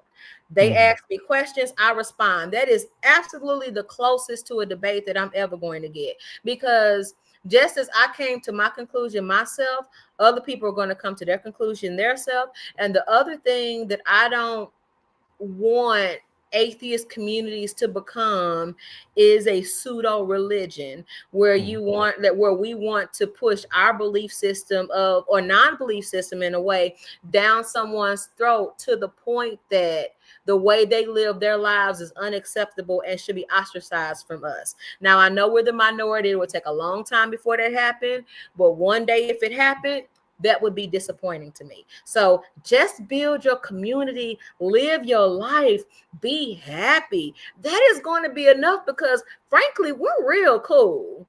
And people want to be associated with those cool people who are free, who aren't judgmental, that just live their life and have, I don't know, barbecue and watermelon or whatever we're doing at the thing that you're having in 2026. Yeah, exactly.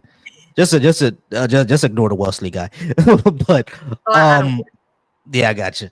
No, I literally don't care. So, I got you. I understand. No, I definitely understand that, right? I definitely understand. Do you mind if I offer you a little bit of pushback, right?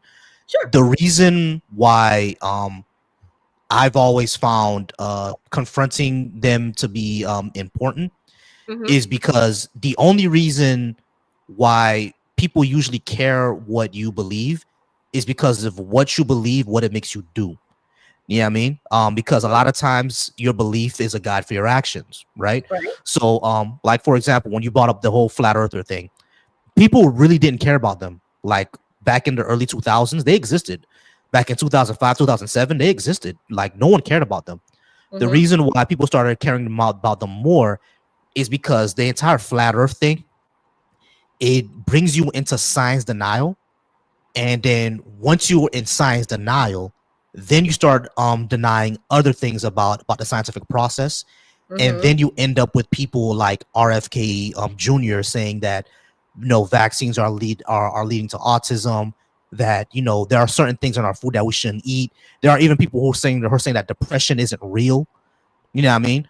And even Uh-huh. though depression is a real thing and it causes actual harm, there are people who would say that depression isn't real, which is another form of science denial. Same with Mm-hmm. climate change, is science denial. You know what I mean? Um, the flat earther is just an example of that.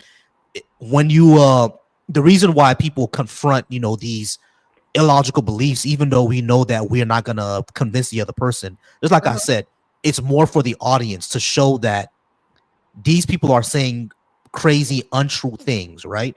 When it comes to religion, of course, like I said, the only reason why I'm doing it is because I like the entertainment of it. I should have been a lawyer. I love to debate, but one of the reasons why I do it is because um not just to show not just to show people that someone like myself exists, someone who's a black non-believer, but also to kind of one kind of expose a lot of the toxic beliefs that Mm-hmm. it do exist in Christianity, Mm-hmm. and hope for the people who are thoughtful Christians, who are thoughtful Muslims, would come to understanding that these things are in our community and we should start to try to push them out.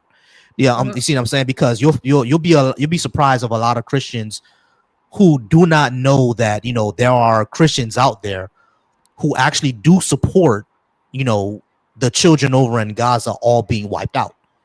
There are people who support that. You know what I'm saying? So it's me doing those debates kind of exposes that to a larger audience, and that's Mm-hmm. why I kind of do it. And that's why people who are on the science side, that's Mm-hmm. why they've all started to confront the flat earthers, because they start to see that it's damaging. Because all the way up into the highest parts of government, people who are science deniers are now stripping the CDC of their powers and firing all the scientists. You know what I mean? And a good example of this is that over in the USSR, there was science denial over there as well, and it caused starvation on a massive scale, which is why people start to say, okay, this stuff is actually harmful, so let's confront it. You know what I mean? I Mm-hmm. think that's for myself. That's why I do it. But I do understand people who just not part of it don't want to do it because I want to build a community first, just like how yourself is. There's definitely a place for you. You know what I mean? Black Atheist Rants, who I interviewed 2 weeks ago, he Mm-hmm. says we need all hands on deck. The people who are not interested in debate and just want to build a community, we need them.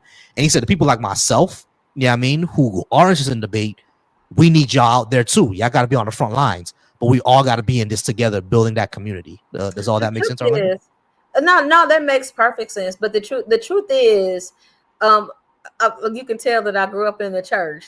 That's not my ministry, right? Mm-hmm. Now, I believe that I would be an excellent debater. Like I said, I know the Bible better than a You would. whole lot of Christians. I think that I would be an excellent debater, but okay, so me, I've had a career in sales, and I've sold all over the world, including countries that didn't consider me human, right? Mm-hmm. And so when I'm selling into these environments, I have to think about the most effective way to get them to do the thing that I want them to do, which is about my medical device widgets, right? And so when I'm doing that, if my approach is a debating style, right? Mm-hmm. If that's my approach, you need this is why you need that. I don't need it for that reason. No, if that's my debating style, I'm not going to be selling those, six-figure medical devices in the Middle East, right? Yeah. Right? I'm not going to do that. What No, I I understand. needed to do to Mm-hmm. sell my widgets was to make it their idea. Mm-hmm. Now, it's never going to be their idea if I'm going point for point and telling them everything that's wrong. Like, what I needed to do is just show them a certain thing, or like have an example, or ask them questions, not debate truth or lie. Ask them questions so that they can think for themselves and come to the conclusion that they want to buy my 6-figure medical device, right? So when I come to you, like the analog for this scenario really is, if I am debating them, then we're battling and it's never their idea. But if I am in different conversations where I'm asking them questions and they're coming to the conclusion on their own time and their own pace, that is what's going to move the needle. So the community is so that everyone knows that they're not alone, that there are other people who also don't have faith systems or who question things.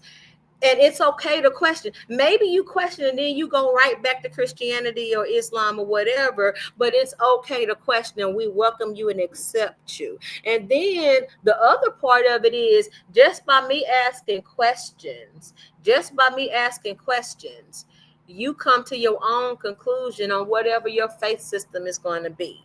But when we debate, in my opinion, when we debate, people become more entrenched. And so, yes, I agree with you that the audience will see something that maybe they haven't seen before.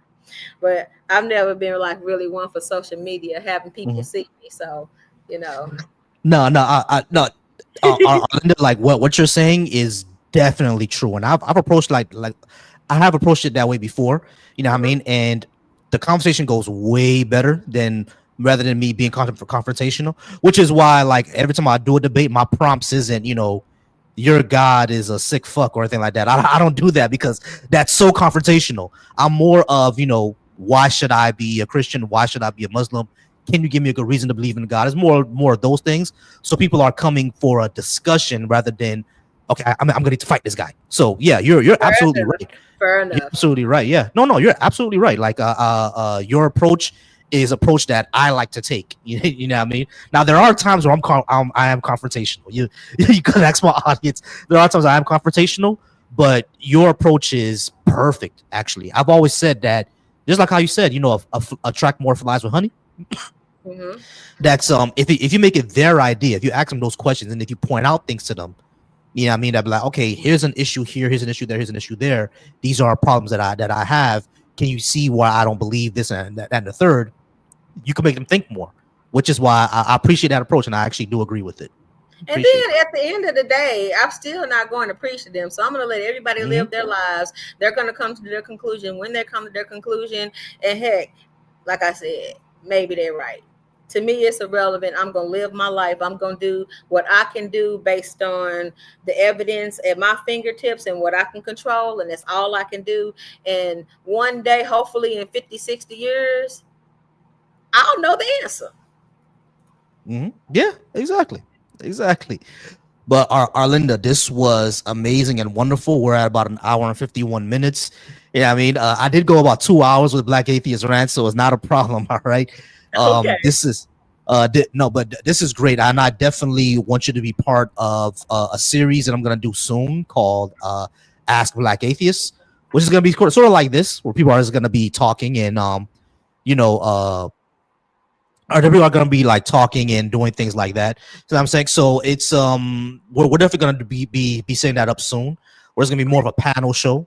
Yeah, I mean, we're going to have a discussion. Yeah, I mean, where we're going to have call-ins and stuff like that. You saw it when I was in the Discord, so I was just setting that up. You know what I mean? So we're definitely going to have some more of these. For everybody who was here tonight, I definitely appreciate you. I appreciate everybody who asked the questions. I appreciate everybody who was in my comments. It was hilarious to see the hater come by. that was hilarious. That was kind of cute, wasn't it? It was just like you went to pet him. Yeah, that was so hilarious. But he's talking like he was trying to sell us barcodes. I don't know why. That was hilarious. So the troll that came by, that was hilarious. Come by on another platform because that was funny. But yeah, so just to let everyone know, check the link in my bio. We do have the Ask Black Atheist Discord. We're gonna have the Ask Black Atheist panel show coming soon. If you would like to be a part of that, please join the Discord so we can go ahead and have more discussions. I definitely want to have one day an all male panel, an all female panel, you know, an LGBTQ panel, et cetera, et cetera. We're gonna do all that. All right. So also Arlinda, since we're ending this off, go ahead and let the people know where they can find you and how they can support everything that you do. Okay, so I'm a writer that is about to launch a Substack page, but I wasn't ready just yet. So I'm have to tell him to tell you all later. The only thing I have right now is Blue Sky, and I am Bronze Flame at that social media website. I'm sorry. I am not a social media type person. He said you want to interview an atheist. It's like this is having a conversation that I just happen to be on the computer. So yes, sorry, I don't have anything for you, but I will let him know when my writing is out in case you all want to support me. Then I guess I should have did this interview a month later. Bossy, No. So All good. The moment you put it up. right? Yeah, definitely. The moment you put it up is gonna be in my link tree. Yeah, I mean, I'll put that all up. Yeah, definitely. I'll put that all up, and I'll promote it as much as I can. Of course, we're gonna have the Ask Black Atheist panel soon. So once it's up, you know what I mean, it's up there and it's stuck there, and we'll definitely promote you. All right, guys, I appreciate you all being here. You will see a replay on this on YouTube, Black Atheist Coalition on YouTube. Again, check my bio, check my link tree. You'll be able to see it. Join the Ask Black Atheist subreddit. Join the Ask Black Atheist Discord. The links are in my bio as well. You'll be able to catch it there. And Arlinda, you were great. I do appreciate this. And we will see y'all soon. All right, y'all. Last thing. Next year in Florida, the Black Atheist Skeptics and Humanists Cookout is going down in June. I hope to see you all there. All right. Until next time, next week I'm gonna be interviewing someone else. We're gonna be interviewing my homie Tahir. Tahir is another wonderful Black woman atheist, and we're gonna be interviewing her next week for the 14th atheist testimonial. You guys are amazing. Peace out, y'all.